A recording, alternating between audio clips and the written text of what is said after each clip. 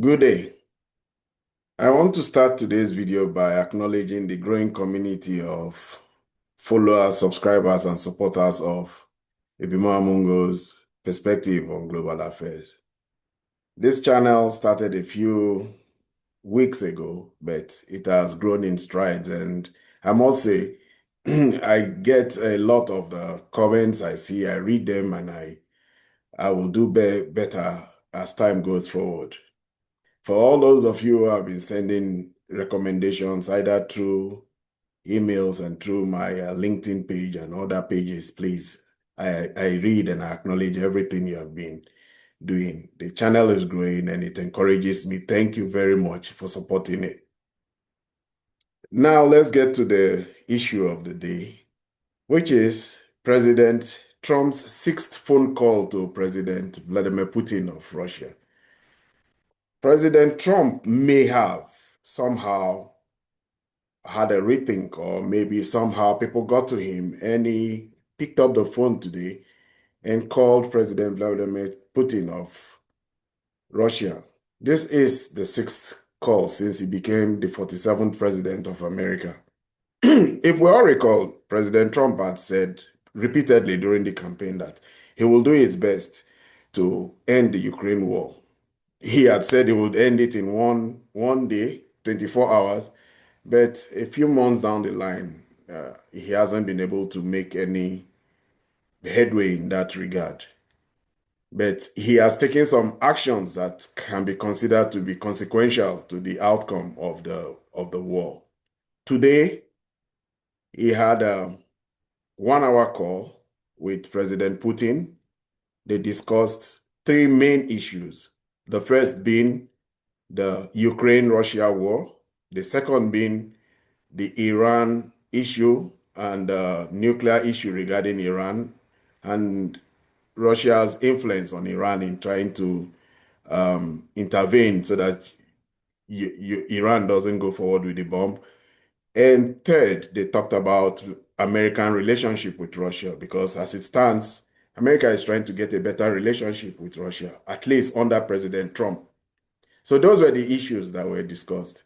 And as regards to Ukraine, one thing was clear. President Trump's concern was that there should be a ceasefire to the war, especially now that it has emerged that he is not supplying arms again to the Ukrainians.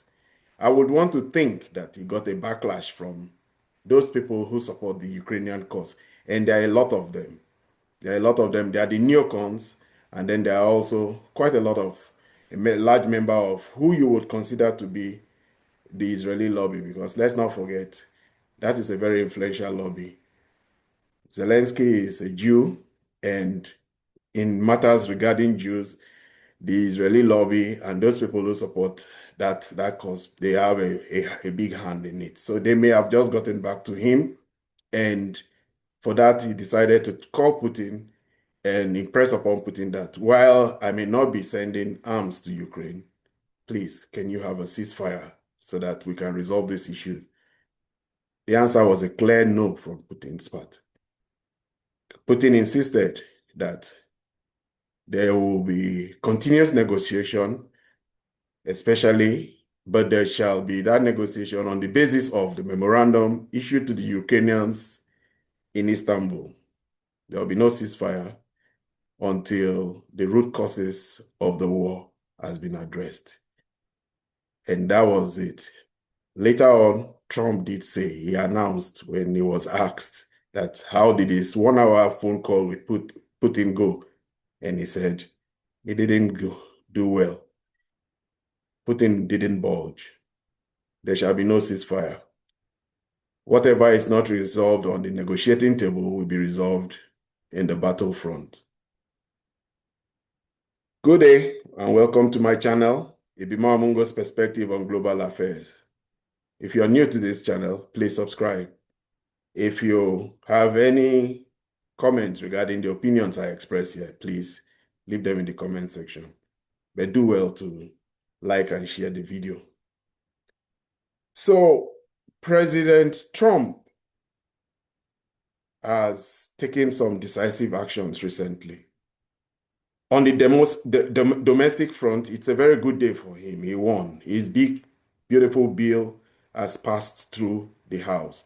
He has won many battles. President Trump has won many, many battles. His wins in the Supreme Court is that has given him unparalleled power and staved off continuous attack by several judges who had put injunctions on him are legendary. He has won so many cases. He has many battles he's fighting, but he has a lot of wins on the win column.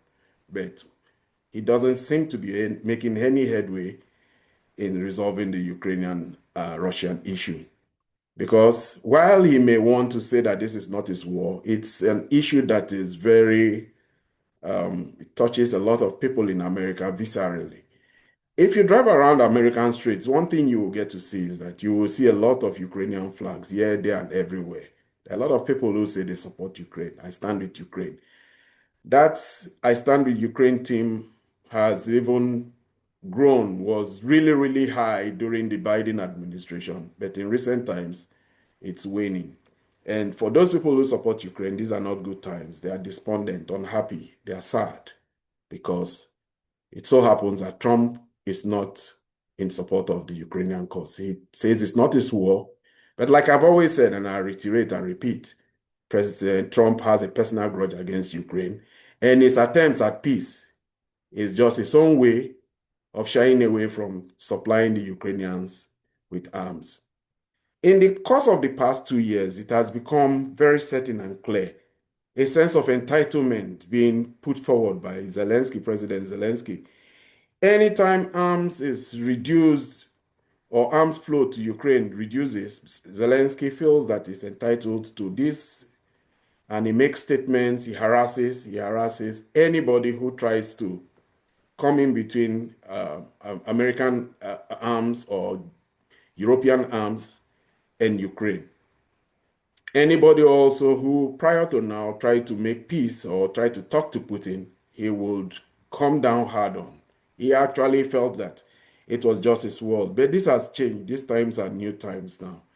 And while those people who had worked with him and made sure that Russia felt the full brunt politically, economically, and militarily, now the biggest supporter, which is the United States, because we should understand why United States was such a very powerful supporter. For every person and every country supporting Ukraine, they pay a price. They pay a material price in the arms they ship to Ukraine. For them, they have limited budgets and they have to be accountable. Many of them were on peacetime footing regarding their engagement and involvement in wars abroad. But not with America. America has a way and a system where, due to their access to cash and finance, and due to the fact that the reserve currency of the world is the American dollar, the America had almost seemingly a limitless ability to spend. But somehow, President Trump has come to meet full force with the realities on ground. 3 years of unbridled supply of arms to Ukraine has actually, believe it or not, had an impact on the American inventory of arms. So there have been several rounds of several arms supply. It's not as if the forts and the military barracks of America have been emptied out. America has huge amounts of military hardware. If you can see it even if you drive around cities like Fort Corozzo, which is now Fort Hood. You will see military presence everywhere. And we who live in several cities here in America, we see them when we pass the National Guard offices. America is wealthy with arms beyond belief. But here's the thing, the most critical arms now, which are the missiles and like the Patriot missiles, interceptor missiles, artillery shells, and Hellfire missiles, these have been expended to a large degree, and it has really, really impacted America's inventory of this stock of arms. So in coming to the reality that they've given a lot to Ukraine, but not just that they've given a lot to Ukraine, they expended a lot during the Israeli-Iranian war that just happened recently, the 12-day war. They did. They spent a lot of arms trying to intercept very vicious barrage of Iranian missiles that were raining down on Tel Aviv and raining down on Haifa and all the cities and the military sites around Israel. So this is the thing. Now America has come to the realization that their priorities lie somewhere else, and missiles and interceptor missiles play a real important role in the new age of modern day warfare. It has become very clear from the Iranian-Israeli war that missiles and how to stop them and how to mitigate and interdict against them is a real challenge. So now this priority is that Ukraine is not getting any arms. Today, one unhappy Ukrainian MP blotted out that America is not our ally again. But that cannot be said to be real. Ukraine has a lot of allies in America, but not with this president. This president is facing with practical reality. Like he said, the inventory of America is limited. Therefore, Putin was adamant. We must address the root cause of the issues that brought about this war. The root cause being the hijacking of the Ukrainian government, because let's not forget that the constitution that incorporated the state of Ukraine as we know it today actually said Ukraine was going to be a neutral country. But the Maida coup of 214 pushed Ukraine towards wanting to join NATO. That was due to the enticement given by to the Ukrainian people in 2008 by President George Bush, who said Ukraine had a pathway to NATO. The Maidan coup removed a president who was cautious about engaging with the West. And that president was removed in that coup. And ultimately, the group that took over in Ukraine have tried as best as they could to move Ukraine closer to the West. That group, led by the several presidents who were there before Zelensky, and now also with Zelensky, are finally taking the full color of Ukrainian nationalists and ultranationalists, people like the Azov brigade, that has now made it that they are so determined to make sure that Ukraine breaks free completely, culturally and militarily, and any way at all they can break free of the influence of Russia on Ukraine.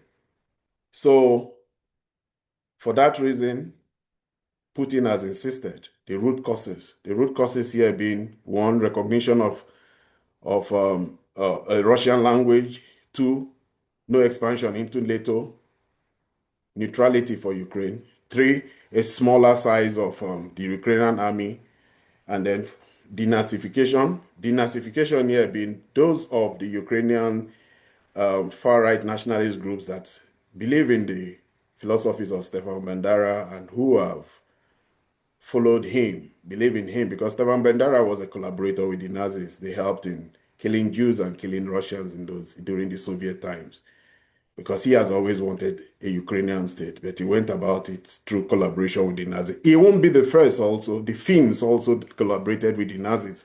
So here's the problem. So these people who believe in Stefan Bandera constitute one of the root causes that the Russians want out of their system. So the Russians have already survived 22,000 rounds of sanctions, and they've survived all the attempts of the Western Bloc to come at them militarily through NATO. They've survived the NATO, and now they are on an onslaught. They've wiped out almost all the defense systems that they gave to Kiev. Only yesterday, they even got another Abrams Leopard tank as a trophy. They had an exhibition of Western NATO arms somewhere in Kremlin last year, where they displayed a whole cache of arms that they captured in the war with Ukraine. So now that they've survived this, many people think that they have commenced on their own offensive. They call it the Russian 2025 offensive.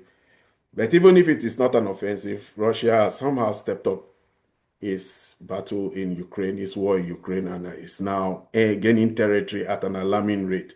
Just a few cities more in Donbass to be won over. Luhansk has already been won. And Zaporizhia, they have also stepped up, and people think they may cross the Dnipro River, and they are really at it now. Besides that, New missile systems are raining down weapons, raining missiles and raining down drones on the Ukrainian cities way far into the west, far, far, far close to the Polish border, where to a large extent the Western countries felt they were safe there. And they put up a lot of Western military installations helping to support the Ukrainian effort. Those installations are being blown up on a regular basis now. But while a big effort has been made to damage the economy of the Russians did something we already know of their discount sale of oil to China and to India that has really propelled the economies of those two countries. The Indians now are reprocessors of Russian hydrocarbons and they resell to the Europeans, ironically, can you imagine, at a profit. And the Chinese, who are thankful that over 40, over 40 billion cubic of gas gets into their country now, and they're now seriously thinking about signing off on the Siberia 2 pipeline. But even that, beyond that, Russia has stepped up its diplomacy. Today, it was announced that the Russians have welcomed the Taliban to opening their embassy in Moscow. They had recognized the Taliban and taken them off being a terrorist organization sometime in April, and the two countries now have exchanged embassies. So the Taliban too are beginning to reach out, expand their country, get out of the sanctions and the evil and demonic characterization put on them by the Americans and the West. They too are now making new friends. They've opened up their economy to the Chinese, and the Chinese are helping them reconstruct, just as the Chinese are helping the Iraqis reconstruct. And for that reason, the Taliban are also reaching out. And today, the Russians welcome the Taliban diplomat, top diplomat into their country. But beyond that, we should see that in recent times, Russia has stepped up its effort to engage not only new markets, to find new friends, but also new markets.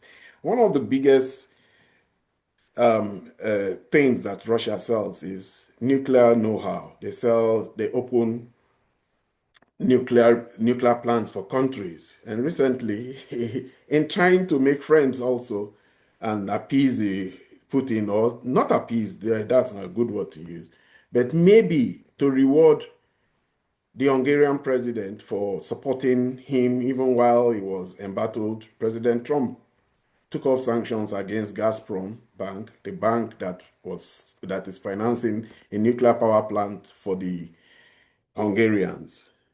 The Hungarians now have the benefit of a nuclear power plant being built by Rosatom, the Russian conglomerate that is very good in building nuclear plants. They are also building one nuclear plant in Egypt, and they are recently found new market in Indonesia where they are also talking about building a nuclear plant. Already we know they are building a nuclear plant for Iran.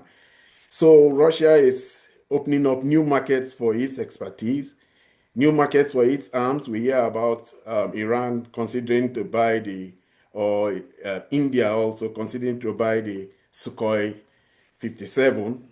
Already, India has always been a major buyer of Russian arms. That may have reduced because of the war, the needs of the war, but they have continued to buy those arms, despite the temptation of America trying to tell them, the president of America, Donald Trump, trying to tell Modi to buy F-35.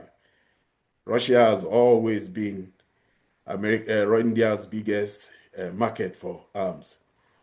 That arms also and that nuclear know-how, they've also extended to countries like Burkina Faso, countries like Mali. They're extending it, and even recently Indonesia. These are the kind of things they are also thinking of expanding the coal sales to Africa. They are making sure that they open up new markets for their products, the ones you don't see, the ones that run under the radar, the ones that they have expertise and competencies in. But one thing that may surprise everybody is that Russia is a big exporter of food products, and Russia now exports wheat. They exported almost 20 million tons of wheat to Africa of which Egypt was the biggest consumer. And even Nigeria had a five-fold increase in the consumption and the importation of Russian wheat. Morocco, all the countries around Africa who always used to buy American wheat have been priced out by the high cost of American dollar, and they just find new markets in Russia, new access and sources of wheat because they may just be discounted and they are using the Russian ruble anyway. So this is just how it is now. Russia is doing all it can to survive, and it has expanded and it has put its foot on the gas in making new friends and seeking new markets, not just the traditional friends, but also the new friends that it has. Already it has 40 embassies in Africa. And one thing we should not forget also is that Russia now has stepped up its military drills and cooperation drills it has with many countries, with Iran, with Egypt, countries in the Middle East, countries in Africa, South Africa. It is just making sure that it stays relevant diplomatically despite all the sanctions against it. And we see that that sanction and that plot against Russia is not ending and not relenting, especially from the British and now the Germans. The Germans want to counter Russia's growth and power in the Arctic. Yesterday I talked about how Russia now uses its competence in nuclear-powered icebreakers to open up a corridor. And from that corridor, they now trade with China all season, especially in times like this winter when the ice is less in size.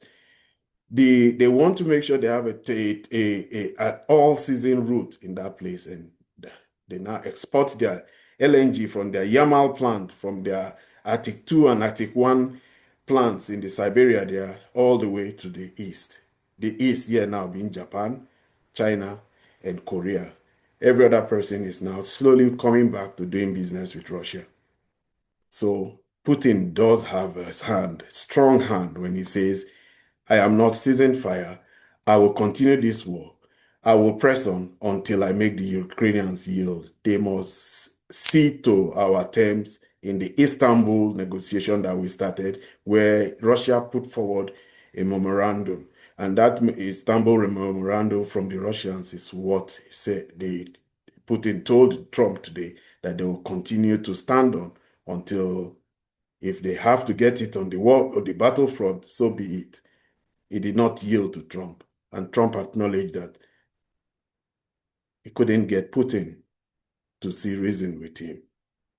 But maybe he did get Putin to promise to intervene in the Iranian issue regarding preventing Iran from moving forward with a nuclear program.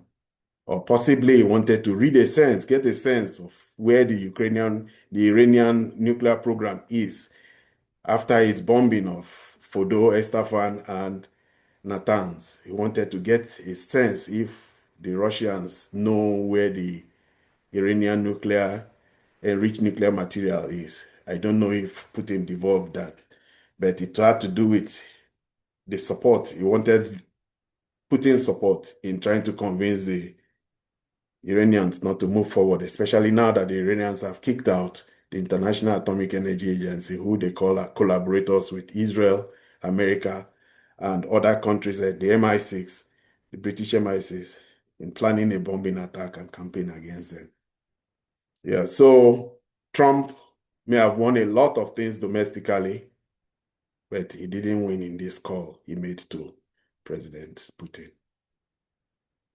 This is where I end my video for today.